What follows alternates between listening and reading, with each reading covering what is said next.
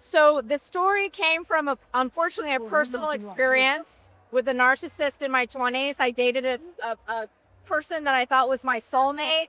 I thought we were going to be together forever. And about 6 months into this person flipped a switch and became someone very different and said things and did things that were really, out of character and felt very demeaning.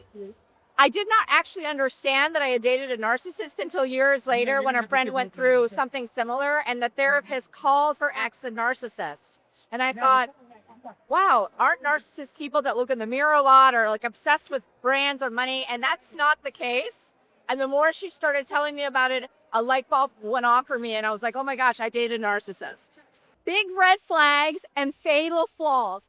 And once you've dated a narcissist, unless you do some work, you're likely to attract another narcissist. So you need to understand when you're dating a narcissist, if you don't run, what you need to do when you're dating them, which is keep firm boundaries, don't engage in arguments, and just essentially, really, you just need to hightail it out of there. I mean, it's an honor. I think that there's always this pressure when it comes to playing a role that has heavier themes woven into it. And I think finding the balance, because ultimately this is still a rom-com and a fun movie at the end of the day.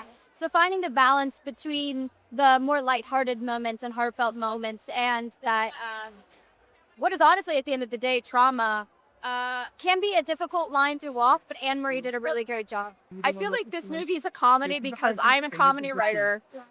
And when I laugh, I feel like I'm taking my power back. And this particular movie, I wanted to kind of take the tropes of romantic comedies and kind of look at them through a different lens.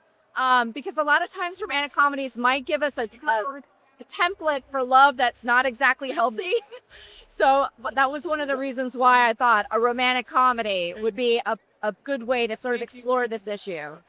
Gratifying parts of being an actor is finding the little nuggets of yourself within each person, because it really builds on this idea that I have where we are all interconnected in some way, shape, or form.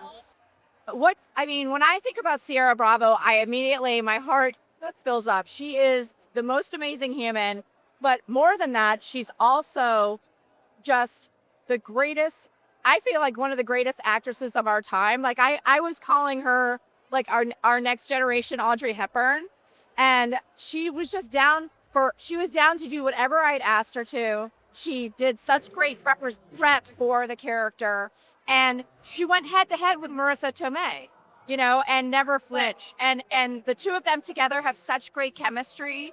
It just took a really special person to play the role of Elda, and I'm so grateful that it was Ciara Bravo.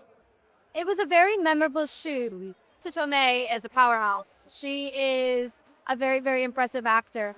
So it was really enlightening getting to watch how she works. As a young actor, I learned a lot.